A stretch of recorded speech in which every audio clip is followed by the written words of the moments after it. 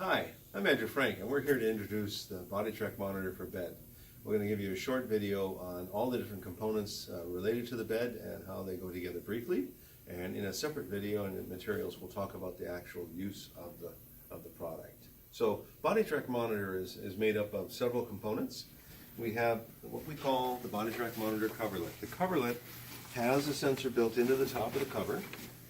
It's designed to go over the top of the bed, most common sized hospital beds, hospital support surfaces I should say, as opposed to the bed, which is usually the frame.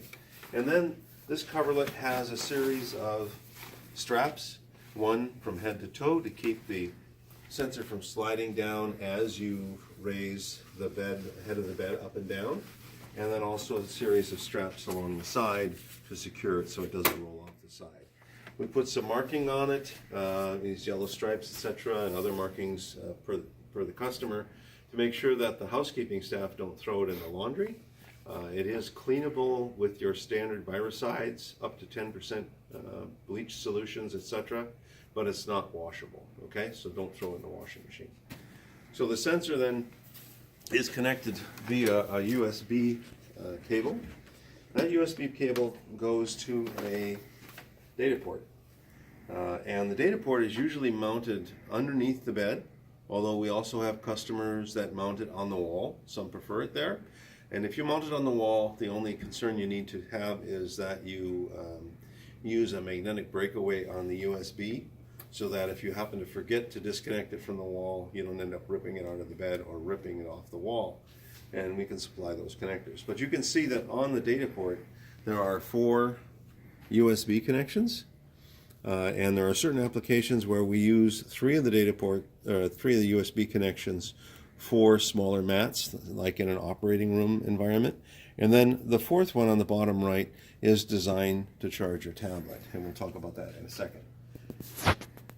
There's a power button on one side. There's a charging button. There is a battery in here that's good for about 4 hours, so if you have to move the patient or you forget to plug things in, you have a little bit of grace period. And then of course your power supply.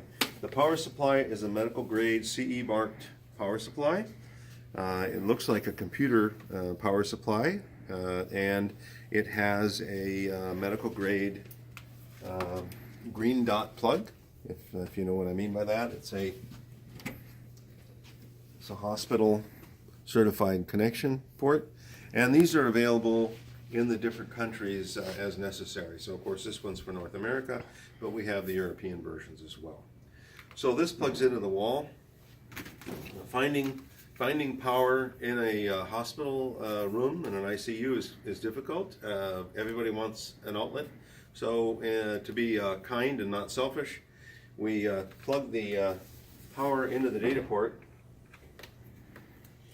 and then we use that it says tablet here as the port to charge the tablet. So typically you have this plugged into your outlet. Normally it's at the head of the bed. This will be mounted underneath your bed, and you'll have a connection to your sensor. You'll also have a connection to your tablet. So the tablet, it again depends upon the different environments that we're in. The tablet has a hanger that's designed to either hang right off the edge of the bed, and many people like that. Some people won't use the hanger at all, and they'll just keep it and come to the side of the bed and check it, so they'll have the tablet at the nursing station. One of the reasons people like it on the bed is because they can take it from the footboard and put it on the bed, and it's angled, so that you can be repositioning the patient and actually see on the screen how you're repositioning. And again, the idea is that this is, you can, if it's at the end of the bed and it's plugged into the charging port here, it's on 24/7, getting its power from the data port to do that.